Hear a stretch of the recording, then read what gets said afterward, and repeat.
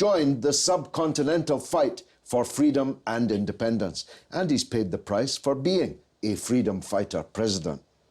When he returned from Moscow last summer, after his presidential jet was forced down for 13 hours in Austria on the orders of Washington, on the suspicion that Edward Snowden might have been with him on board, he said the following: "Some countries of Europe have to free themselves from the US empire. They are not going to frighten us because we are a people with dignity and sovereignty." Joining us now to discuss the Bolivian transformation is Manuel Bueno, a lay official and activist with the trade union Unison. Manuel, thanks for joining us. He's a very popular leader, indeed more popular even than the other left-wing politicians ruling in Latin America now. How do you account for the 60+% that he's continually scoring? A very revealing slogan of the election was Evo cumple, which means Evo fulfills his promises.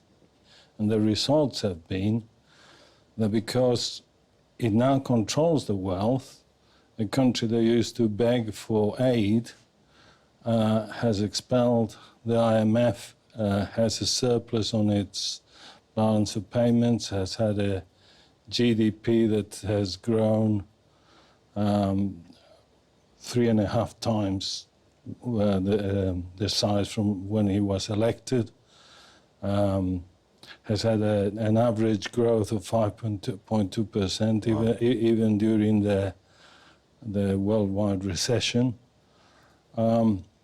And of course, unlike other growths, it has actually been shared. I mean, the Constitution actually says that when there is growth, that should be reflected in salaries, and there's been a decrease. So, for example, in 2013, the growth was 6.8%, and people had a double bonus at Christmas. Of course, those were the employed people in formal jobs. So there's been a huge economic transformation and equality. The UN has recognized Bolivia as one of the countries that has achieved the greatest progress towards equality. 36% of the population that were extremely poor have been brought up to much more acceptable levels. Well, I'd definitely vote for that program and that record. How difficult has it been for him to do that? The remnants of the old power, you described them as neoliberal elements who were in control of the country, have they fought a rearguard action? It has been, well, it has been very difficult because during the first election, some of the departments in the East where he didn't win the election, the controlling elites tried to use their position to secede under a slogan of autonomy, but all of that was militarily defeated. It was also politically defeated and ideologically defeated. And the result of that was that in every election since then, in all those departments, his vote went up, to the extent that in this election, out of the 9 departments in Bolivia, 8 were won by Morales and his party by about 2/3. The parliament, he has got a 2/3 majority now in both the Senate and the Assembly. So there were difficulties, but there was also great support because the other parties that had opposed him were so discredited, and neoliberalism had 20 years and had not delivered. It had actually given away the country's wealth, increased poverty, increased inequality. I mean, Bolivia is a success story in many ways, but amongst the most notable is the transformation of the lives of the indigenous people, one of whom Evo Morales, of course, is. He once explained that his politics came out of his background, and that in his background there was no such thing historically as private property, that most things were held in common by the community and for the community. That must be a big part of his ideology. It is. There are, I suppose, three strands to the ideology which is currently developing in the mass. One strand is from the old, particularly the Aymara and Quechua Inca type indigenous peoples, which you know, were an organized large empire, which had a large amount of collective endeavor. The way they worked, you know, it was mainly an agricultural society that needed an awful lot of cooperation to succeed in what's a very harsh environment, the Altiplano. And so there was that element of working together, communal sharing. So because those peoples suffered tremendous exploitation during the colony, the Spanish colony, you know, thousands killed in the mines, etc.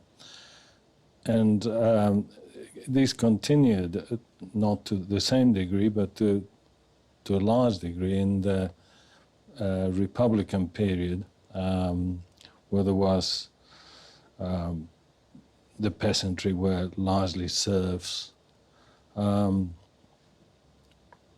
They clearly had a memory and a comparison with the previous situation. So there was an element, there was a movement called Catarista from a hero of the independence, Tupac Katari, who led an uprising, which longed to go back to that. The other aspect was Marxist socialists that came from mainly from the trade union movement, and in particular the mining unions. So there was that element. And of course, there is the Latin American Bolivarian sort of ideology that came with Chavez and Fidel Castro, you know, which is the ambition of integration, but not like the EU in a sort of institutionalized capitalism favoring the corporations, but by mutual benefit, you know, the integration of all the countries in Latin America, which to some extent has advanced. So there are all those elements that are combining and developing and evolving. Fantastic fusion. Che Guevara was buried there. His bones are now back in Cuba. Does he have an honored place in the memory of the Bolivian people? He does, yes, he does. The whole Cuban Revolution and the resistance to U.S. imperialism for all that period is symbolized in part by Che. Yeah. So a few weeks ago it was Columbus Day, and even in the US they're now starting to protest this actual national holiday. And I was surprised to learn that Evo Morales, being such a hero for the indigenous, that actually Columbus Day is also still marked, at least marked, as a national holiday in Bolivia and many other parts of South America. What's important about the liberation and advancement of the indigenous peoples in Bolivia is that it's not an anti-white movement. It's very much a positive integration. It's all about creating a nation by sharing and developing the mutual respects and traditions.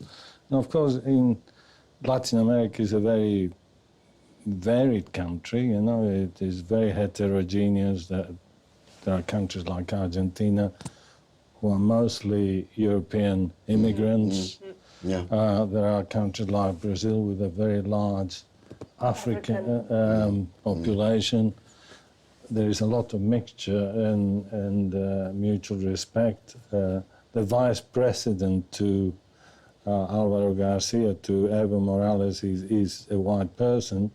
I've noticed that how Evo quite often is giving a speech and he has Alvaro next to him, and he refers to him as my brother Alvaro.